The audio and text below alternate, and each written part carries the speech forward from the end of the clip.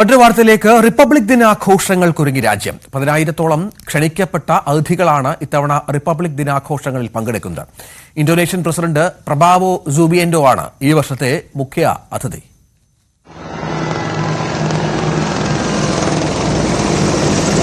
India എന്ന ആശയത്തിന്റെ നെടുംതൂണായ ഭരണഘടന നിലവിൽ വന്ന ദിവസം, രാജ്യത്തിന്റെ സാംസ്കാരിക വൈവിധ്യവും സൈനിക ശക്തിയും വിളിച്ചോതുന്ന റിപ്പബ്ലിക് ദിനാഘോഷത്തിനായി ഒരുങ്ങിയിരിക്കുകയാണ് രാജ്യതലസ്ഥാനം.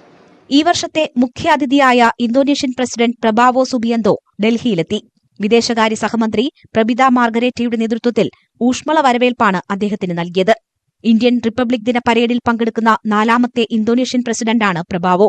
1950-ൽ ഇന്ത്യയുടെ ആദ്യ റിപ്പബ്ലിക് ദിനത്തിൽ ഇന്തോനേഷ്യയുടെ ആദ്യ പ്രസിഡന്റ് സുകാർണോ ആയിരുന്നു മുഖ്യാതിഥി. സ്വർണിം ഭാരത് വിരാസത് ഓർ വികാസ്, അതായത് സുവർണ ഭാരതം, പൈതൃകവും വികസനവും എന്നതാണ് ഇത്തവണത്തെ റിപ്പബ്ലിക് ദിനത്തിന്റെ തീം.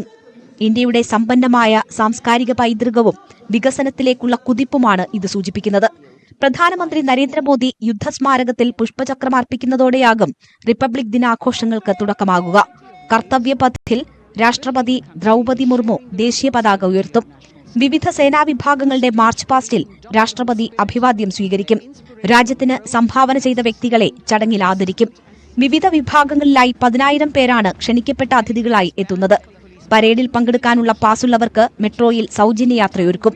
കേരളത്തിൽ നിന്ന് 150 പേരെയാണ് സ്വർണിം ഭാരതിന്റെ ശില്പികളായി അംഗീകരിച്ച് പരേഡിൽ അതിഥികളായി ക്ഷണിച്ചിരിക്കുന്നത്.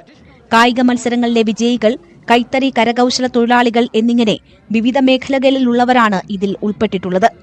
വിവിധ സംസ്ഥാനങ്ങളുടെയും മന്ത്രാലയങ്ങളുടെയും 31 നിശ്ചല ദൃശ്യങ്ങൾ പരേഡിൽ അണിനിരക്കുമെങ്കിലും ഇത്തവണയും കേരളത്തിന് അവസരമില്ല. കനത്ത സുരക്ഷയാണ് ഡൽഹിയിൽ ഒരുക്കിയിട്ടുള്ളത്. 70 കമ്പനി പാരാമിലിറ്ററി ഫോഴ്സും 15,000-ഓളം പോലീസുകാരെയും സുരക്ഷയ്ക്കായി നിയോഗിച്ചിട്ടുണ്ട്. News desk, news 18.